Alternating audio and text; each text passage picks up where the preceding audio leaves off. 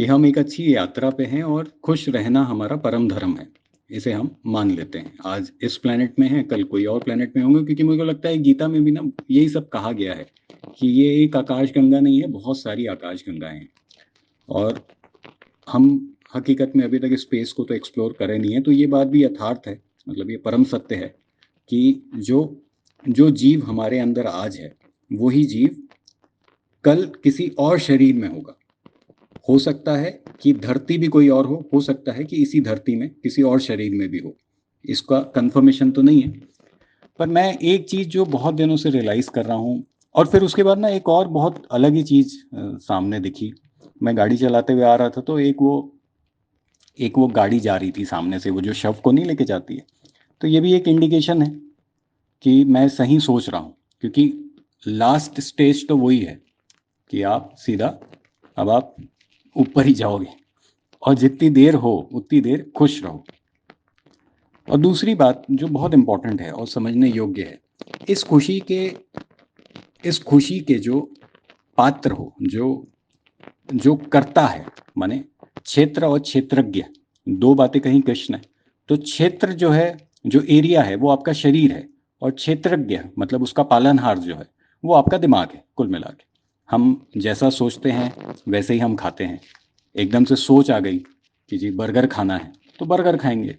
अब एकदम से सोच आ गई कि नहीं जी, सब कुछ छोड़ना है और सात्विक भोजन, जैसे सब्जियां, और इस तरीके से अगर हमको कन्वर्ट करना है अपने शरीर को, तो हम कन्वर्ट कर लेते हैं। तो कहने का मतलब ये है कि दिमाग है आपका, उसका पालनहार, और जिसको पालना है वो है आपका शरीर। और वैसे ही अगर इसको और आगे मैं लेके जाता हूँ, तो मैं ये कहने की कोशिश कर रहा हूँ कि जो हालात है ना, वो हालात भी आपके दिमाग की वजह से क्रिएट किए हुए हैं। बहुत सारे ऐसे लोग मैंने अभी टकराए, देखे, समझे। और ये मैं सोचता भी हूँ उस बारे में, अपने आप के ऊपर भी सोचता हूँ कि बहुत सारे लोग मैंने देखे जिनके पास सब कुछ होते हुए भी ना, एकदम ऐसी हालत है कि है ही नहीं कुछ। वो जो है नहीं कुछ ना, उनके दिमाग को शायद उन्होंने ये समझा दिया है, या ऐसा मुझे लगता है कि उन्होंने ऐसा सोच लिया है कि हकीकत में है ही नहीं कुछ। वो प्रिटेंड करते थे। एक जमाने में होता है ना कि आपके पास थोड़ा पैसा आ जाता है, तो सामने वाला आपसे जैसे ईर्ष्या की भावना रखता है, तो आप कहते होगे कि चलो अभी कुछ नहीं है, अभी नहीं है, नहीं है, नहीं है। वो जो नहीं है, नहीं है, नहीं है कहते कहते कहते, अब उनका वो जो मानवीय मस्तिष्क है ना, उनके हालात ऐसे बना दिया है कि उनके पास हकीकत में अब है ही नहीं। सब कुछ है, पर वो अब है ही नहीं, मतलब भोग ही नहीं सकते। जैसे मानो एक ऑफिस है, मानो, ठीक है, मैं अपना उदाहरण ही कह लेता हूं, मैं आगे की बात को बढ़ाऊं। अब एक एरिया है। अब वो एरिया मेरे को 60-70 हज़ार रुपए रेंट देगा। ऐसे हम एक एक्स फिगर को लेते हुए अगर सोचते हैं, और वो जो 60-70 हज़ार रुपए का रेंट है, कोई आ गया जी 40 हज़ार या 50 हज़ार रुपए में दे दो, और हम उसको बार बार नहीं नहीं नहीं नहीं कह रहे हैं कि नहीं जी हम तो 60 हज़ार से कम देंगे ही नहीं, देंगे ही नहीं, देंगे ही नहीं। पता है 40 हज़ार रुपये भी आज उम्र आज आज महीने के लिए बहुत ज़्यादा होता है। बहुत मतलब एक अच्छा खासा अमाउंट है। 40 हज़ार रुपये में तो काफ़ी लोगों की सैलरी होती है। हमारी एक प्रॉपर्टी का रेंटल वैल्यू है, अपन ऐसे मान लेते हैं। तो नहीं देंगे, नहीं देंगे।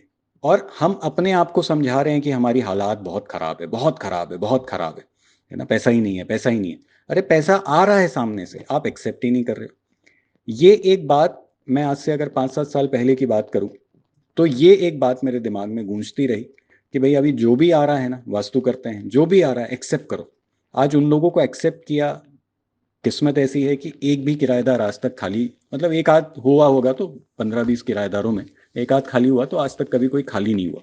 और दूसरा, जो मेरे दिमाग की एक्सपेक्टेशन थी कि उस प्रॉपर्टी का 60-70 हज़ार रुपये मिलना चाहिए, आज उससे ज़्यादा ही मिल रहा है। वो 5 साल पहले दिया हुआ है तो कोई ऐसी बात नहीं है, पर आज अगर मैं उसको चढ़ाने जाऊंगा तो मेरे को नहीं लगता कि उतना भी कोई देगा। आज 40 भी कोई नहीं देगा, आप ये मानो। पर मुझे उस समय 60-70 की लालच थी, पर 40 से मेरा घर बन रहा था, तो मैंने हाँ बोला। और आज 60-70 से ज़्यादा रेंट हो गया। और आज प्रॉपर्टी के अंदर वो पैसा इसलिए दे पा रहा है, दो बातें हैं। एक, हमने उसको बताया था दरवाजे यहाँ बने, मतलब एक वास्तु का भी समीकरण बिठा दिया, मान के चलो। और दूसरी बात यह है कि उसका एक व्यापार अब उस दुकान में सेट हो गया है, तो वो दे सकता है। पर कोई नया व्यापारी अगर वो चीज़ों को लेने आता है, तो नहीं कर पाएगा। तो आज मुझे उस चीज़ का रियलाइज़ होता है कि हकीकत में मेरे हालात हमेशा से अच्छे रहे। मेरा दिमाग मुझे कहता रहा कि मेरे पास कुछ नहीं है, नहीं है, ऐसा कहता रहा बार बार। तो उससे मैंने अपने हालातों को खराब किया है। तो आज ये जो वॉइस नोट है ना, काफ़ी लोगों को अपने आप को करेक्ट करने में शायद हौसला दे या मजबूती दे कि आए तो केवल खुश रहने हो। और वो जो खुशी है, उसके लिए भगवान ने सब जुगाड़ आपको बिठा के दिया है। हो सकता है हो सकता है पैसे कमाने का साधन किसी का दिमाग हो सकता है पैसे कमाने का साधन हो सकता है उसका शरीर हो, है ना। कई लोग जो एफर्ट खुद से करते हैं, और कई लोग जो सिर्फ ऑफिस में बैठ के दिमाग चलाते हैं। और हो सकता है कि वो जो साधन है वो आपके रिसोर्सेज हो। रिसोर्सेज मतलब बाप दादा की प्रॉपर्टी हो गई, या आपका कमाया हुआ बचाया हुआ एक जमाने में कोई प्रॉपर्टी है, वो हो सकती है। पर कई लोग इस बात को ना तो समझ पाए ना समझ सकते हैं कि उन्होंने अगर जीवन खत्म कर लिया सिर्फ ये बोल बोल के कि आज मेरे पास कुछ नहीं है, मेरी तो हालात ऐसे हैं, मेरा तो ये ऐसा है वो वैसा है। पर जीवन नहीं रहेगा तो वो हालात भी अब क्या कर लोगे, वो तो सब निकल लेंगे साथ में। और फिर जो पीछे आप छोड़ जाओगे, जो भी छोड़ जाओगे, प्रॉपर्टी के हिसाब से छोड़ जाओगे, पढ़ाई के हिसाब से कोई किताबें लिखी होगी वो छोड़ जाओगे। बताते नहीं है लोग, अपना ज्ञान भगाड़ने के लिए भी ऐसा बोलते हैं कि पैसा लेंगे, है ना। और ज्ञान भी नहीं होता उन लोगों के पास, एक मैं ऐसे सोचता हूँ। अब ठीक है, जिसके ऑफिस के बाहर लाख रुपए लिखा है उसके पास कुछ तो होगा, तब तो लिख के रखा है, नहीं तो ऑफिस कैसे मेंटेन करेगा। ऑफिस के बाहर लिखी हुई चीज का बात अलग है, पर ऐसे जो राह चलते हैं, मैं ये ले लूंगा, मैं ये कर दूंगा, मैं वो कर दूंगा, ऐसे भी बहुत मिलते हैं। तो उनके पास हकीकत में कुछ होता नहीं, मुझे ऐसा लगता है। और होता तो वो खुद ही पहले दे देते, फिर दुनिया खुद आके देती है। तो कई लोग जो दिमाग जिनके पास है, मैं बोलता हूँ खोलो अपने दिमाग को, और अपने दिमाग के हिसाब से चीज़ों को व्यवस्थित करो। और हो सके तो अभी पैसे भी मत लो पैसे, और दूसरों का काम करो। जो शरीर से कर सकता है वो शरीर से करे, फिजिकल एफर्ट जिसको हम कहते हैं। और जिसके पास रिसोर्सेज हैं वो अपने रिसोर्सेज का बेस्ट यूटिलाइजेशन करे, ना सोचे ना समझे इन सब बातों को कि भाई आज 40 में चढ़ा कि 50 में चढ़ा। बस ये सोच लो मन में कि भाई कम से कम प्रॉपर्टी ऑक्यूपाई हुई, अच्छे हाथों में गई। अच्छे हाथ को मैं जरूर बोलूंगा, प्रॉपर्टी हमारा भी रेंट पे देने का काम है, तो मैं ये बात बोलूंगा कि कोई भी व्यक्ति ले जो अच्छा हो। अच्छे के लिए वेट करना, पैसों के लिए वेट मत करना कि इतना देगा तभी, क्योंकि दोनों का कॉम्बिनेशन एक साथ नहीं होगा। जो ठग है, जो चोर है, वो भले 70,000 रुपये में आज आ जाए और कल की डेट पे किराया ना दे, ये बात ज़्यादा महत्वपूर्ण है। और देखा जाए तो अच्छा आदमी भले 40 में आ जाए, फिर धीरे धीरे उसका किराया बढ़ते बढ़ते 2 साल 3 साल 4 साल में वो 70,000 तक पहुंच जाए, और वो व्यक्ति व्यापार सेट कर ले आपकी जगह में। ये अपेक्षा मेरी रही हमेशा, और यही मैं अपेक्षा आपको भी बोलता हूँ। इस कॉन्टेक्स्ट को आप किसी भी फॉर्म में लगा सकते हो, इस बात को, कि आप सर्विसेज भी ऐसी दो जिसमें आप आगे से क्लाइंट को पूछो जी क्या हुआ तेरा, है ना, कि मुझे इतना भरोसा है कि कुछ ना कुछ तो होगा। ना कि ये कि क्लाइंट आगे से बोल रहा है फोन करके कि सर मेरा तो कुछ नहीं हुआ, और आप फोन नहीं उठा रहे। तो सर्विसेज भी ऐसी दो, और जीवन को भी जियो ऐसा कि इस बात को याद रखो कि केवल एक यात्रा है। ये जितना दिक्कतें हैं, ये जितनी लाइफ में जो भी है, ऐसा अच्छा चल रहा है बुरा चल रहा है, ये सब दिमाग ने ही क्रिएट किया है। क्योंकि जीव तो शरीर में है और दिमाग उस शरीर को चला रहा है। आप ऐसे ऐसे उसको लेके जाने की कोशिश करो। तो जीव तो खुश होने के लिए आया है, या मानो वो आत्मा तो खुश होने के लिए आई है, वो तो भोगने के लिए आई है। वो जब नहीं भोगती उसको फिर से जन्म लेना पड़ता है, ये गीता कह रही है। मुझे कंफर्म नहीं है कि लेना पड़ता है कि नहीं, पर ये गीता कह रही है, जितना मैंने पढ़ा, वो जो समझने की कोशिश करी। तो ये बात को ही थोड़ा सा अपनी लाइफ के अंदर एग्जीक्यूट करो। बहुत सारी बातें हैं इसमें बोलने के लिए, ऑलरेडी 10 मिनट हो गया, 2 वॉइस नोट और दे दिया मैंने आपको। जो समझाना चाह रहा हूँ कम शब्दों में समझ जाता है जो ना, वो राजा। और जो नहीं समझ पा रहा है आज भी जीवन में वही तकलीफें भोगेगा, आगे भी भोगेगा, और एक दिन फिर चले जाएगा। फिर भगवान यही बात बोलेंगे, बेटा दिया तो तेरे को अच्छे से एंजॉय करने के लिए था, फिर तू आ गया मेरे पास रोते हुए कि मैं उस समय एंजॉय नहीं कर पाया।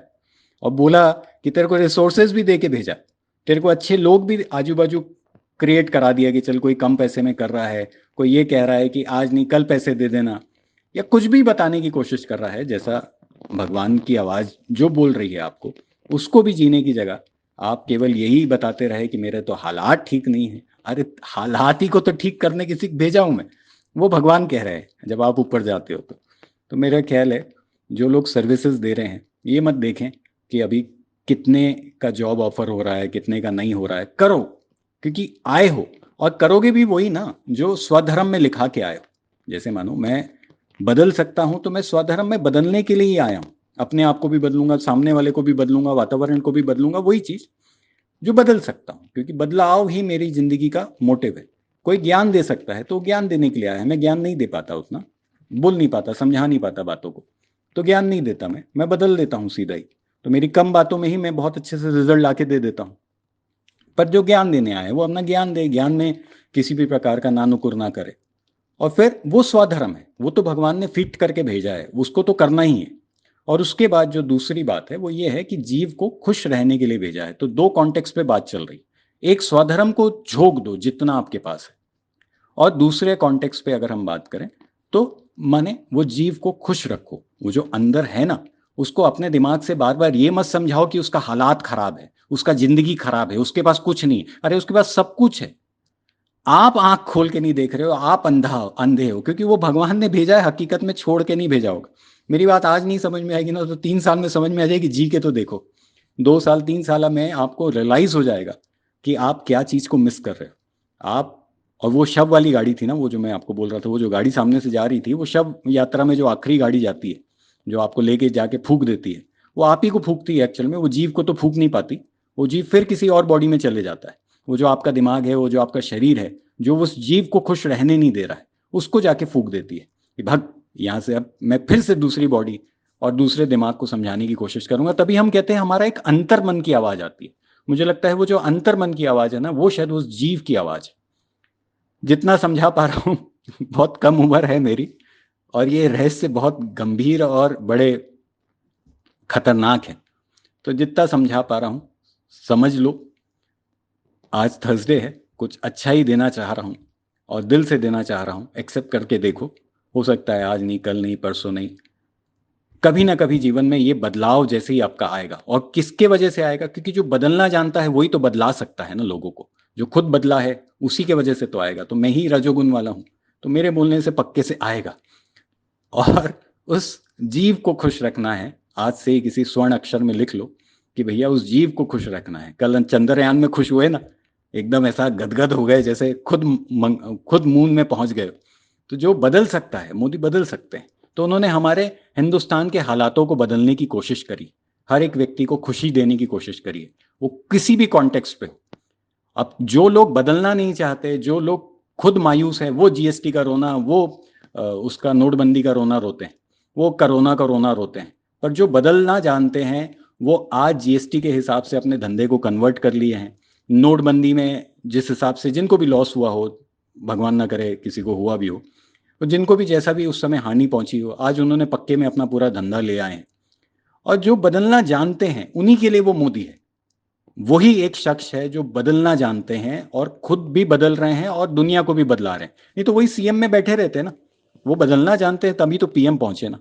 और वो हालातों को भी बदल रहे हैं, तभी तो हम मंगलयान पहुंचे, तभी तो हम इतने समय का जो तकलीफ से अयोध्या में जो चल रहा है उसमें मंदिर बनाने में सफल हुए। तो बदलना जो आदमी जानता है वही बदला सकता है। जो बदलना नहीं जानता वो कैसे बदला सकता है? ना वो अपने हालात बदल सकता है, ना दूसरों के बदल सकता है। तो शायद मैं भी ब्लेस्ड हूं कि मैं अपने दिमाग से बदला तो पक्का सकता हूँ, बदला सकता हूँ, आपके विचारों को बदल सकता हूँ, आपके व्यक्तित्व को बदल सकता हूँ। बस इसी तरीके का मैं हूँ। और पूरे बात का कंक्लूजन यही है कि उस जीव को खुश रखना है। धन्यवाद। खुश रखना है। धन्यवाद। खुश रखना है।